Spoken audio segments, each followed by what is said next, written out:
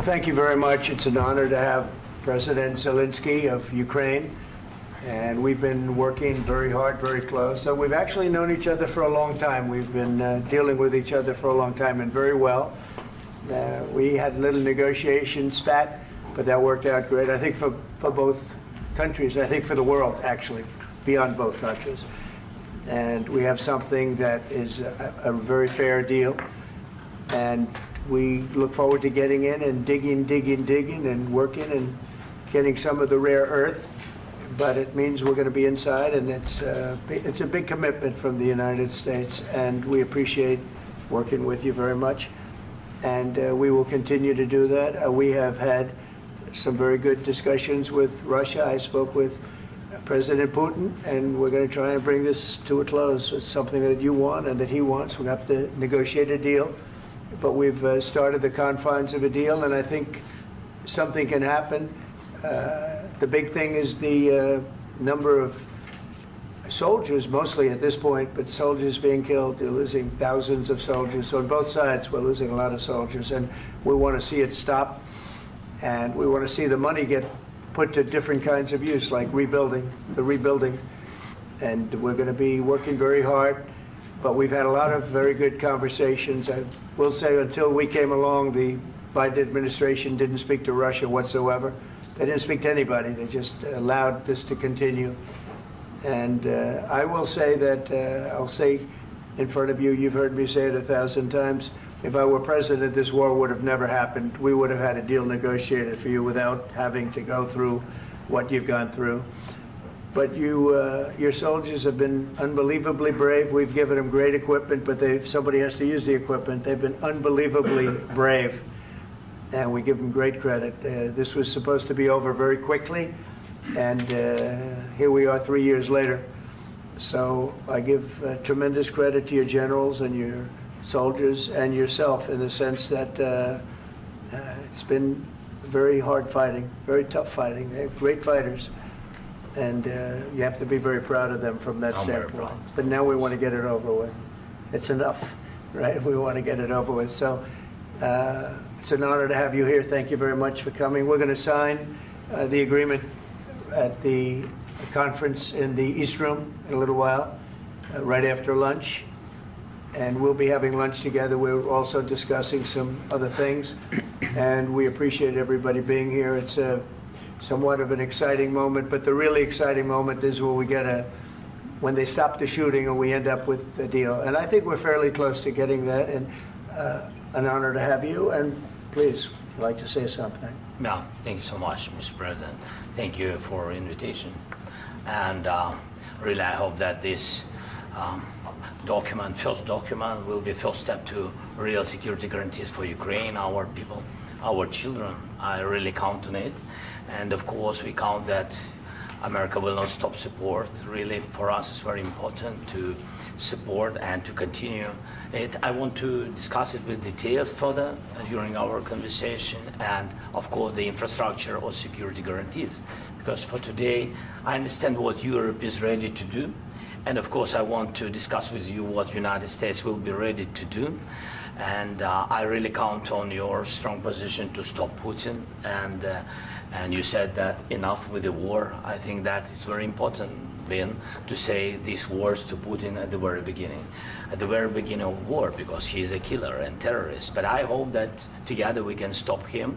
But for us, it's very important to, to save our country, our values, our freedom, and democracy, and of course, no compromises with the killer about our territories, but it will be later. And of course, what I wanted, we spoke about it by phone with you, about the drones production. We have very good drones production. I think the best one in the world for today, because of the war. Yes, and of course, we need very much the air defense. You have the best air defense in the world, and really you helped us under attacks of Russians. And I want to speak how we can exchange the licenses. We're open to share the licenses of all our drones with you, of course, with the United States. And we need licenses for quick production of air defense. Even after the war, we need our nation to be calm, that we are secure. So that's why we need this air shield. And of course, about this I want to speak about the contingents. I think that France and UK already spoke to you, and we know that Europe is ready, but without the United States, they will not be ready to be as strong as we need. And the last point, last not least, about exchange, about our people and children. And you know that these crazy Russians, that they stolen 20,000 of children, Ukrainian children. They changed their names, they changed their families, relatives, and now they're in Russia. We want to bring them back, and really, it's a big dream, task, and goal for me, and our warriors.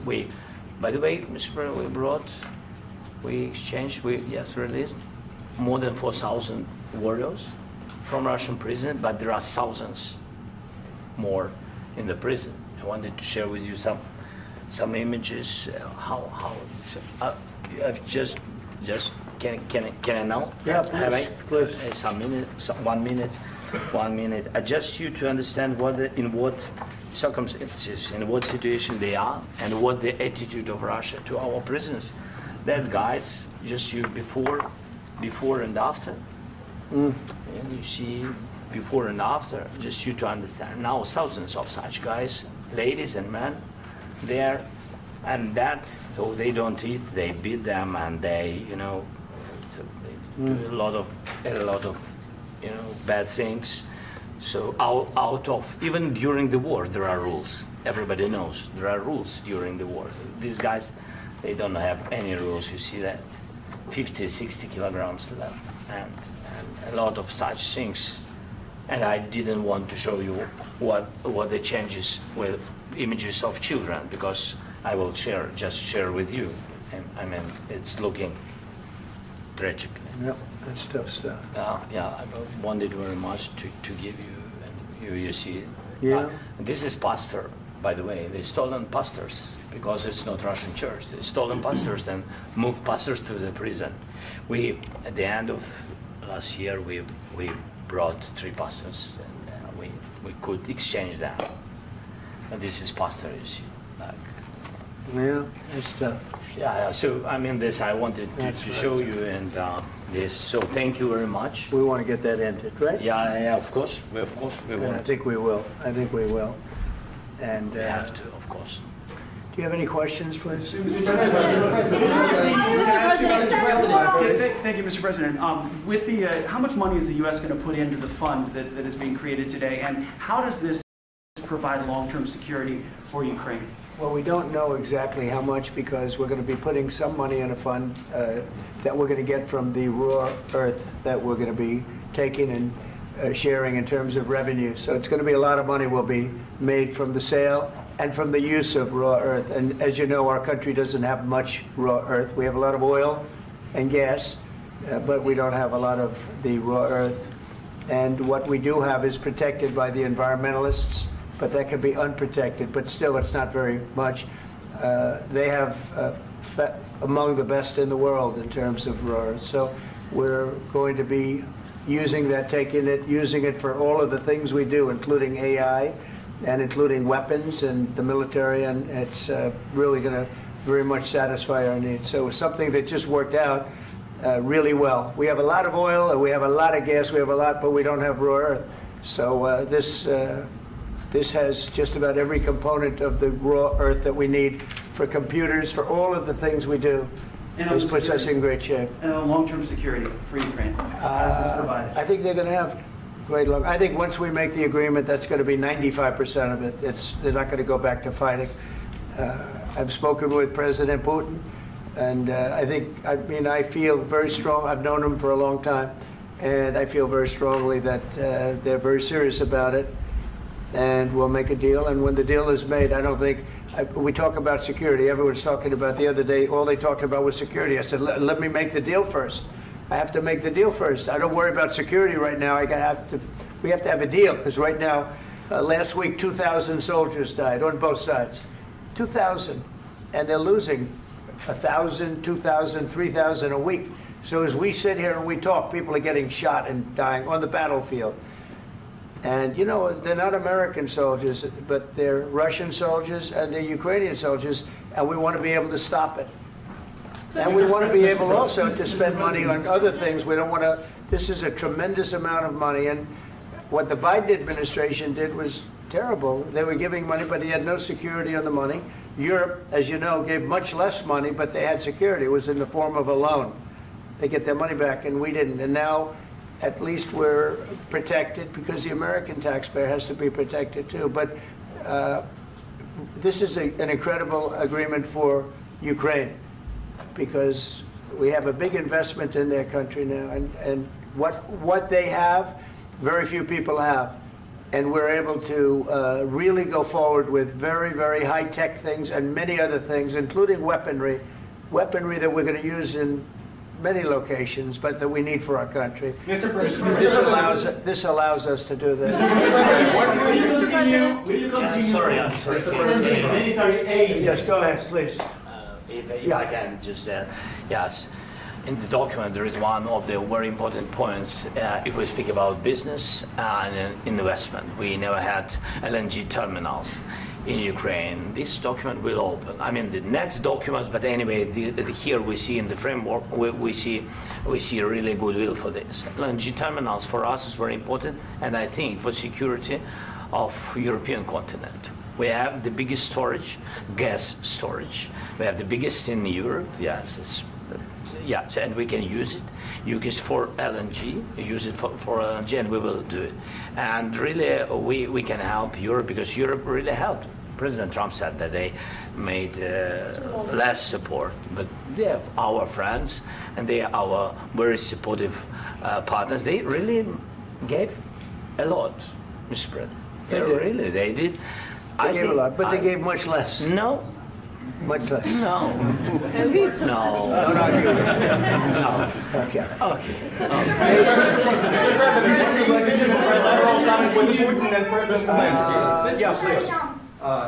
Mr. President Trump, you have repeatedly called the deal with Ukraine as a historical one. And as a President of the United States, you make historical decisions in other issues which affect America and other world. So what place in the world history do you want to take? And do you associate yourself with any famous historical figures? Yeah, I'd say George Washington, Abraham Lincoln. I would say I'm far superior to George Washington and Abraham Lincoln. Now, you know I'm only kidding, right? Because when I say that, the fake news is going to go wild. They're going to say he considers himself to be better than Washington. But you never know. You never know. I don't compare myself to anybody. I'm here to do a job. We've had a great 35 days or whatever it might be, a month, a little more than a month. We've accomplished tremendous amounts. Not only this would be a very great achievement if we could get the war stopped and get them back to normalization. I think that's going to happen. We've had very good talks on both sides, as you know. But I think we've done a very good job, just generally. If you look at all of the things we've done in 30 days, they're saying there's never been a opening for a president. The first month, there's never been a first month like we've had. And this is one of the very important things. This, to me, is one of the most important things because we have tremendous death taking place as we speak, and I don't want to have that. You know, think of the parents, whether they're in Russia or Ukraine, think of the parents of all these people being killed needlessly. They came to our territory. Should have never started. This would have, if I were president, this would have never started. Mr.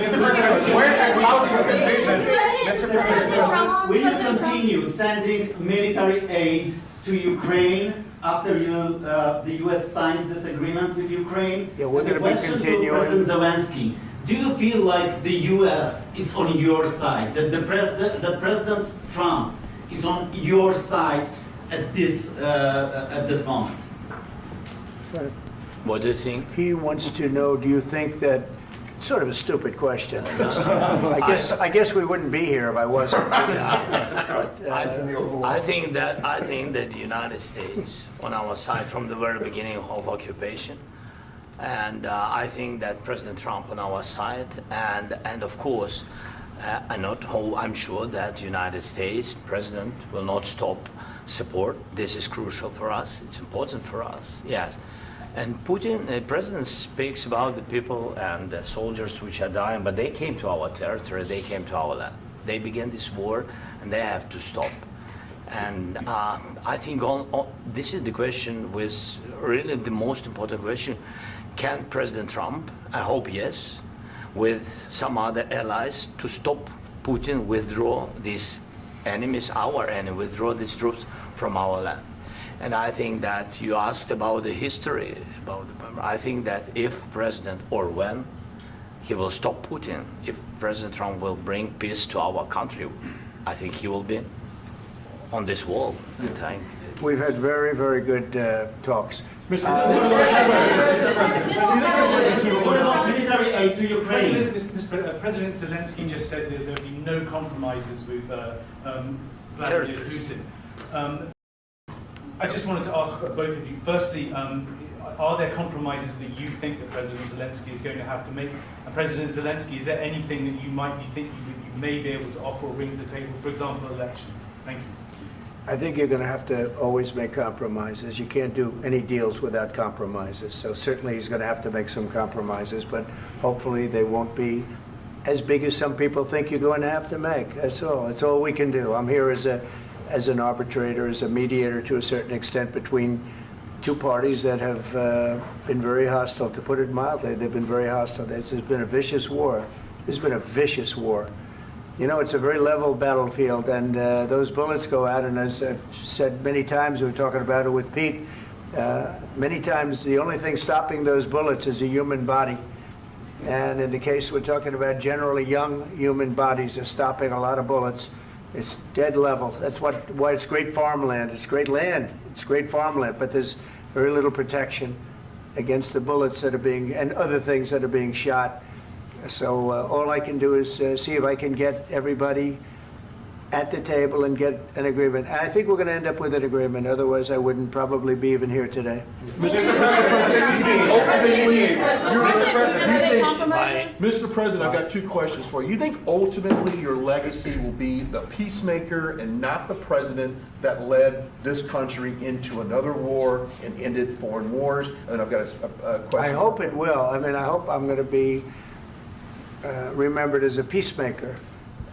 This would be a great thing if we could do this. I'm doing this to save lives more than anything else.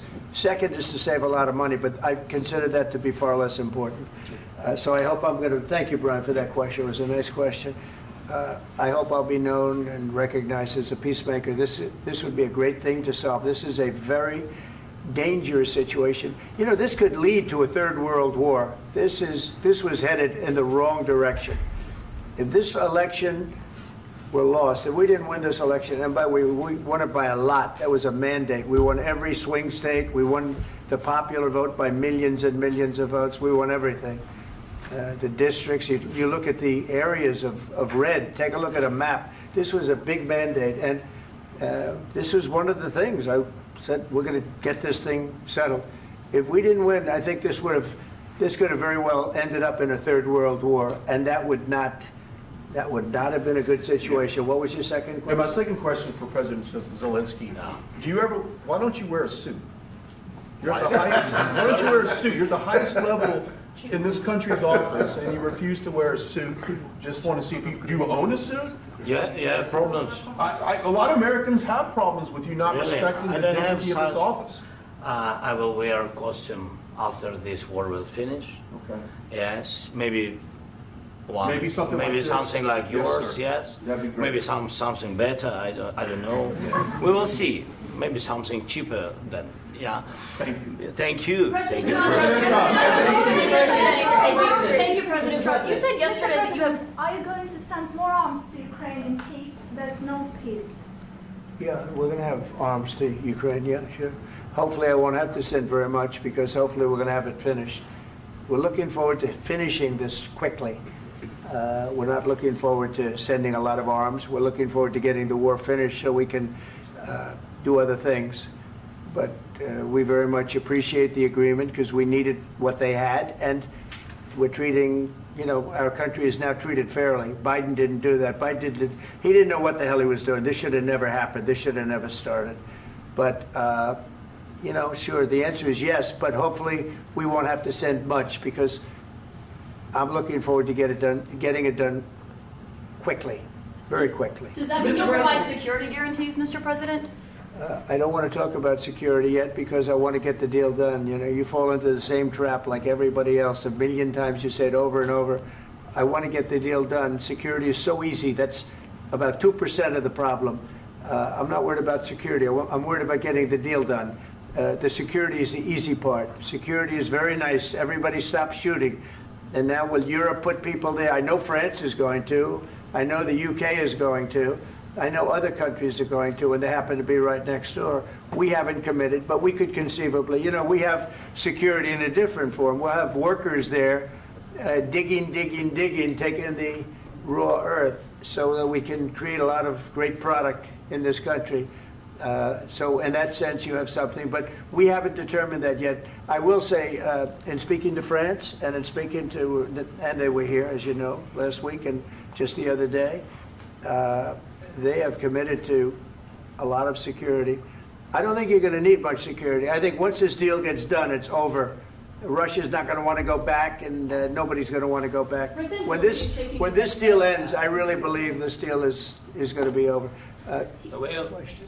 Yeah, please go ahead. Go ahead. Thank you, Mr. President, thank you. You had hosted Macron and Keir Starmer at the White House this past week, both of whom praised your courage and conviction to lead the pathway towards peace. Yes. Part of that involved, though, re-engaging Russia in diplomatic relations, something that previous leaders lacked the conviction to do so. What gave you the moral courage and conviction to step forward and lead that? Well, I love this guy. Who are you with? One American News, sir. Well, that's why I like him. One American News does a great job. I like the question.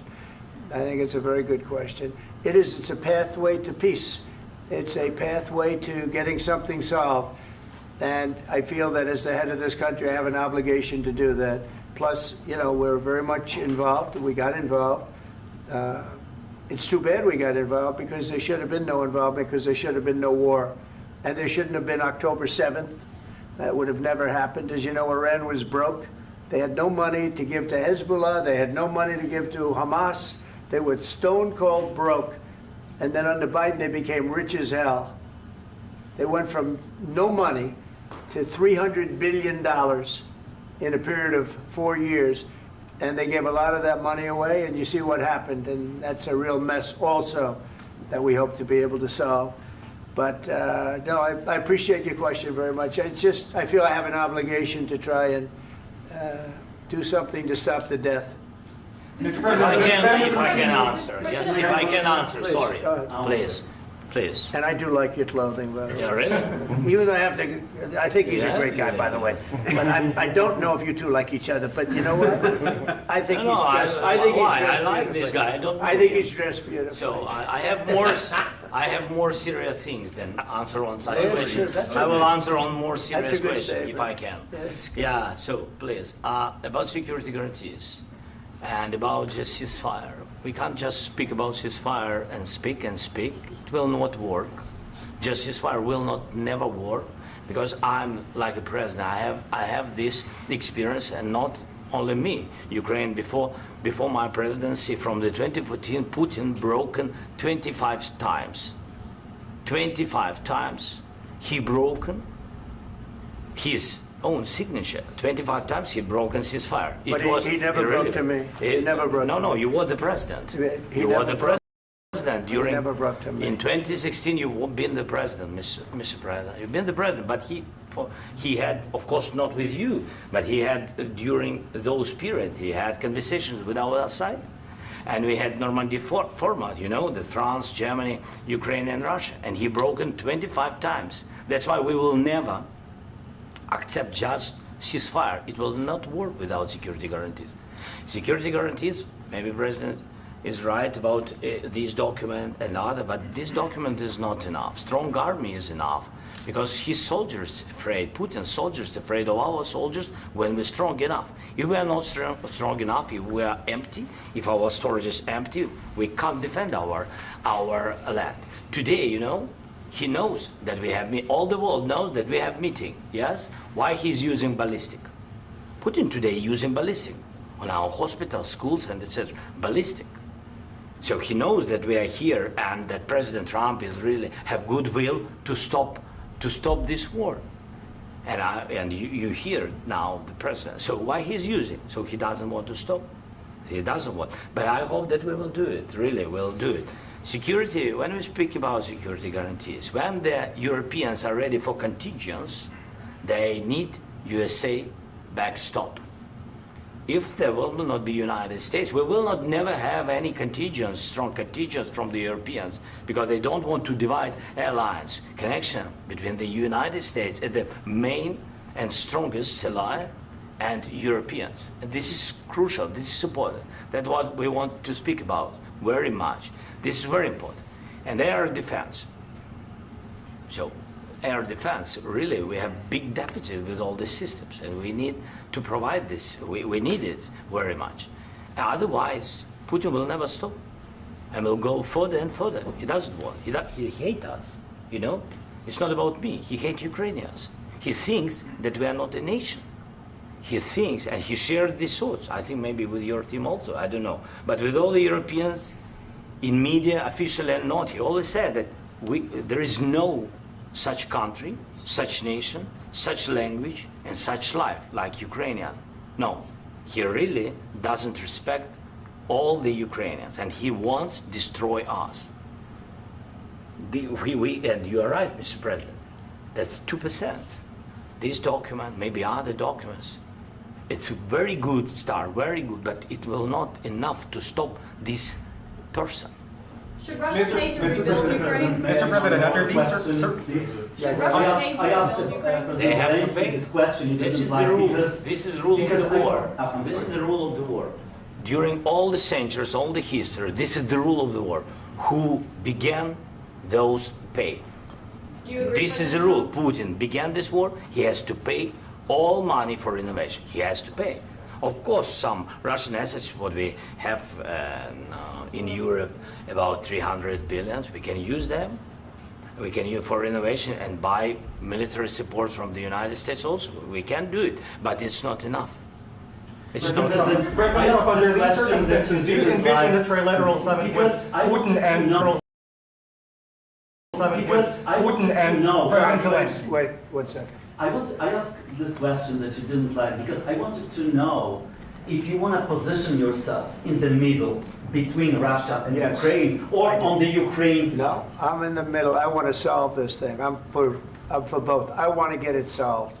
And it's wonderful to speak badly about somebody else, but I want to get it solved. If we can solve it, great. If we can't solve it, they're going to have to fight it out, and who knows what's going to happen. But I want to see it get solved. May I follow up? One more question about U.S. troops in Europe. After Russian invasion of Ukraine, your predecessor sent additional troops to Eastern Europe, including Poland, my country. Yeah. Are you committed to keeping these troops on the eastern flank of NATO in the future? I'm very committed to Poland. I think Poland has really stepped up and done a great job for NATO. They, as you know, they paid more than they had to. They are one of the finest groups of people I've ever known. I'm very committed to Poland. What about Baltics? Poland's in a tough neighborhood, you know. What about the Baltics? The Baltics, they got a lot of, it's a tough neighborhood too, but we're committed. We're going to be very committed, and we're committed to NATO. But NATO has to step up, and the Europeans have to step up more than they have.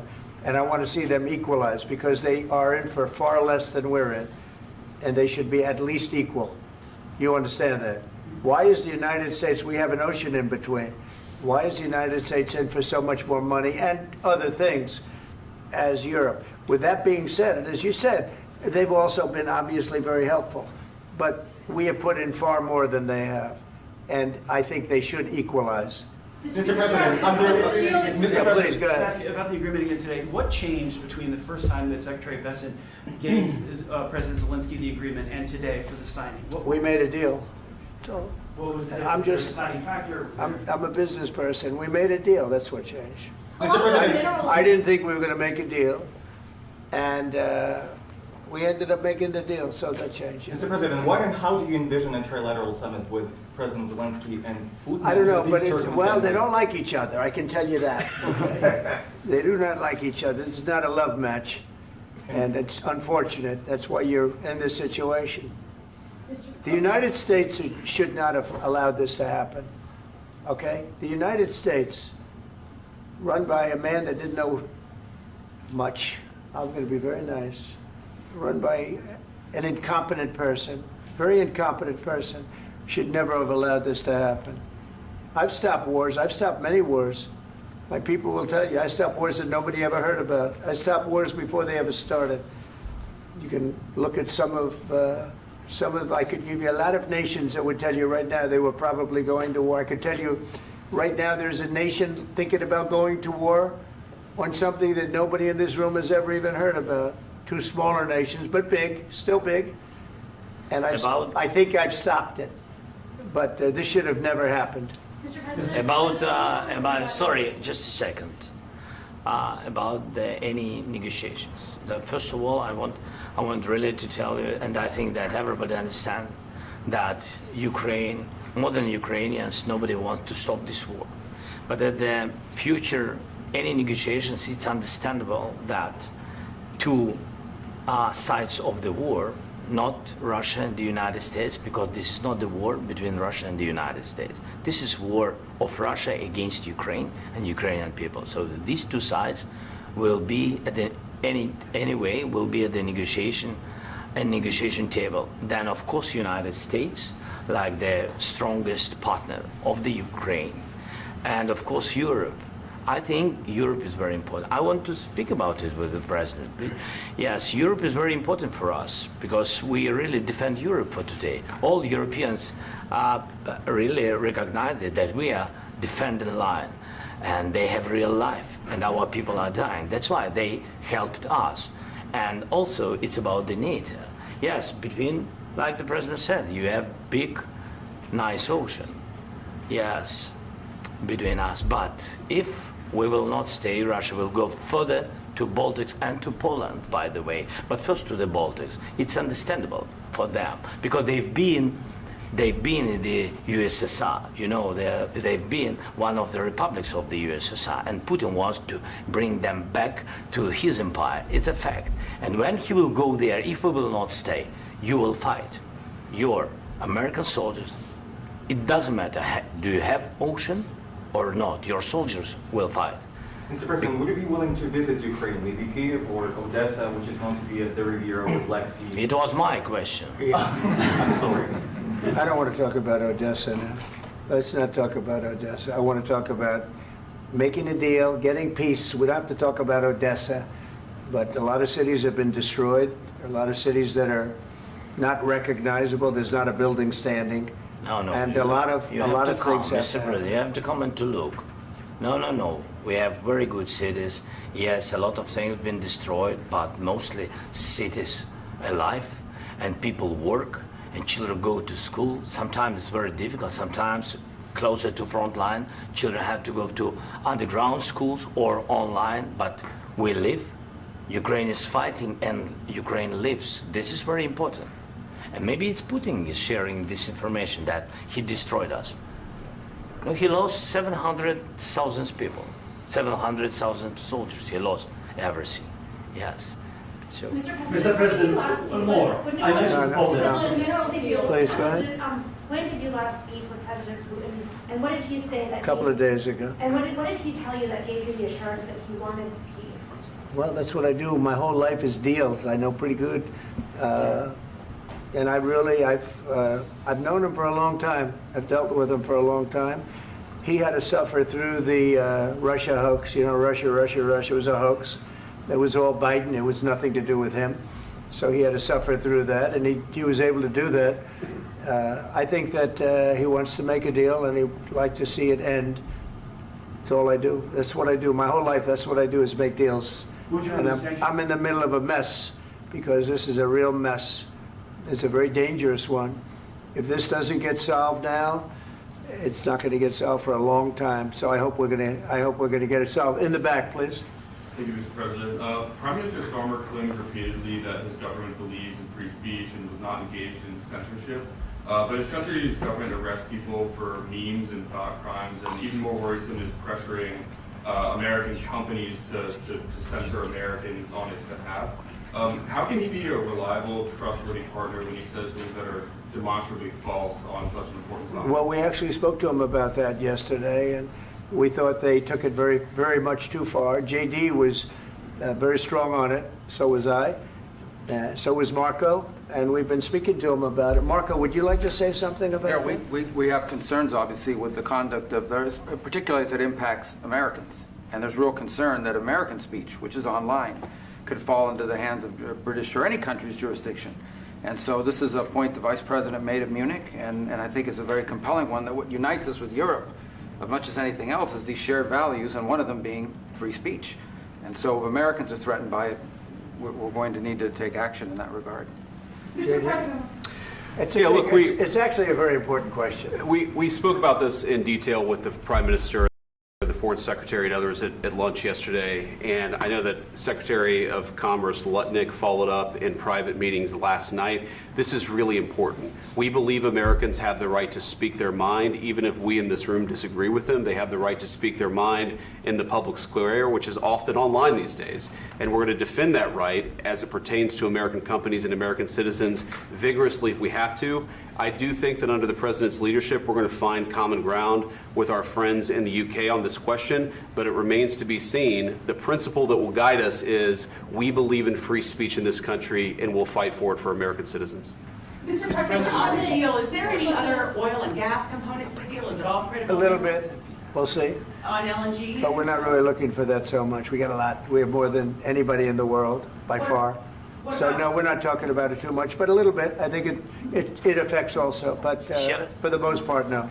And sir, is there any agreement from Ukraine to purchase U.S. LNG as part of the deal, or is that on the table at all? No, we don't need that. Some of those Mr. President, I minerals just are wanted in to the ask east, you Mr. about, President. you just mentioned that you'd spoken to Vladimir Putin a couple of days ago. Just to be clear, that's a new call, not the one that you... I've spoken to him on numerous occasions. Okay. And how was the latest call? What did you discuss? How did it go? Are you serious with that question? I am. I'd love to know. It went well. I think we're going to have a deal. On the minerals deal, Mr. President, some of those minerals are in the east of Ukraine, not far from the front lines and in areas that Russia has occupied. Will you direct President Putin to withdraw his forces from those areas if there's U.S. interest Well, there? we'll take a look at the time. We have a lot of area. It's a very big area we're talking about, so we'll take a look. I'll study that and I'll see. And who would protect those minerals if they are U.S. interests? Would that be Ukrainian They'll forces? be protected. The European agreement forces? will protect them. U.S. The forces? agreement, yeah, we're signing an agreement. You know? Right, but what if Russia tries to invade or there's Russian aggression in those spots? I just told you, I don't think that's going to happen. And if that were going to happen, I wouldn't make a deal. If I thought that was going to happen, I wouldn't make a deal. Some people may wonder why. You know, they ought to focus on CNN on survival, not asking me these ridiculous questions. Focus on surviving, because CNN's got such low ratings. I don't think they're going to survive. Let's go. Please, go ahead. One more. Since I already mentioned Poland. Poland was under Russian control for decades after the Second World War. When I was a kid, I looked at the United States not only as a most powerful country, richest country in the world, the country that has great music, great movies, great muscle cars, but also as a force for good. And now I'm talking with my friends in Poland, and they are worried that you align yourself too much with Putin. What's your message for them? Well, if I didn't align myself with both of them, you'd never have a deal.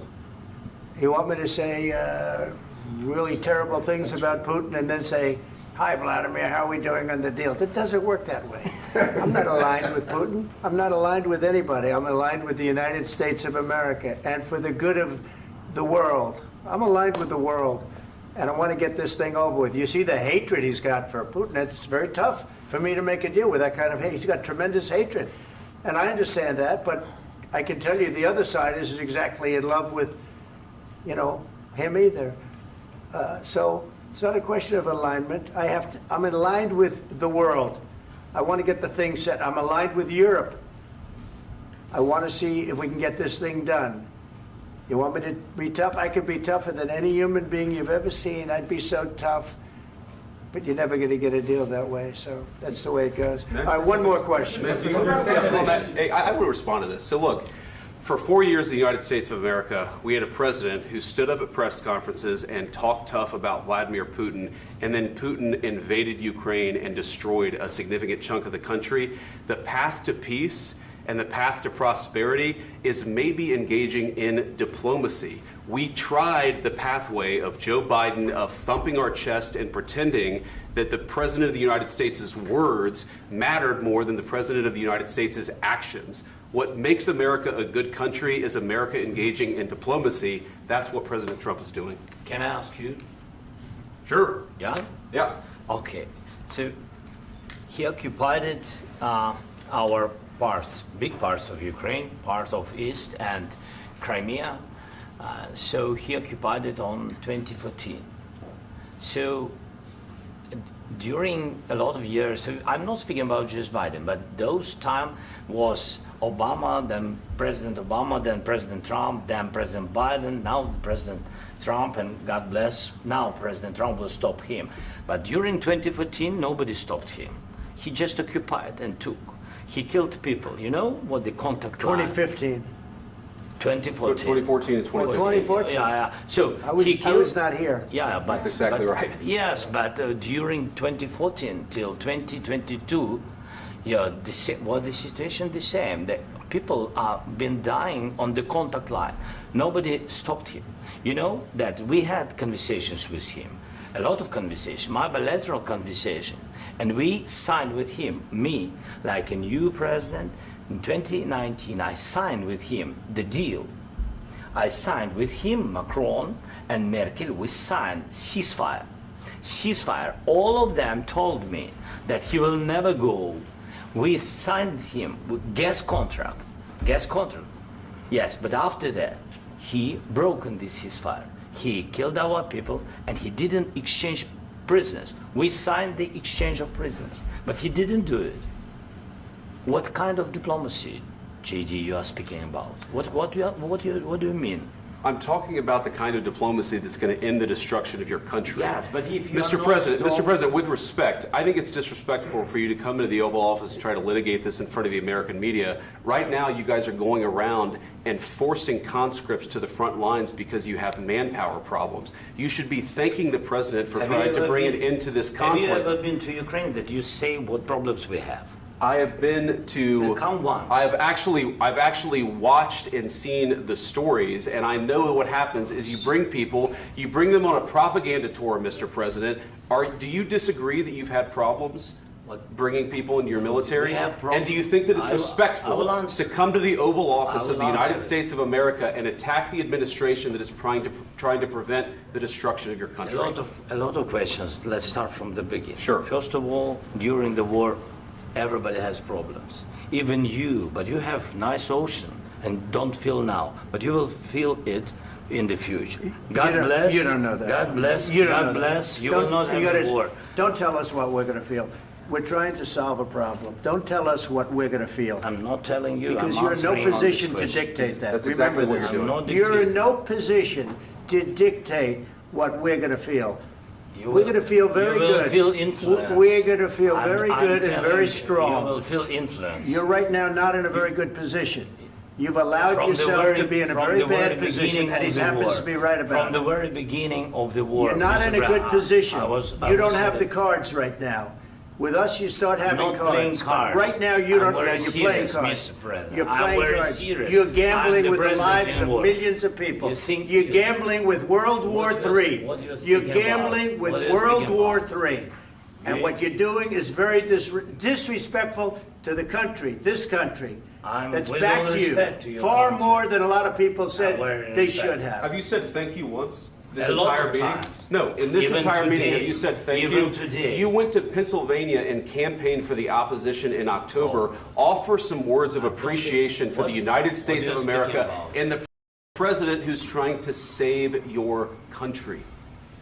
Please, you think that if you will speak very loudly about the war, you can... He's not speaking loudly. He's not speaking loudly. Your country's in big trouble. Can I Wait a answer? minute. No, Can you've I done a lot answer? of talking. Your country is in big trouble. I know. You're not I winning. know. You're not winning this. You have a damn good chance of coming out okay because of us. Mr. President, we are staying in our country, staying strong from the very beginning of the war. We've been alone, and we are thankful. I said thanks you haven't in been this alone. cabinet, You and haven't not been only alone. in this cabinet. We gave you, through I this said thank stupid you. president, $350 billion.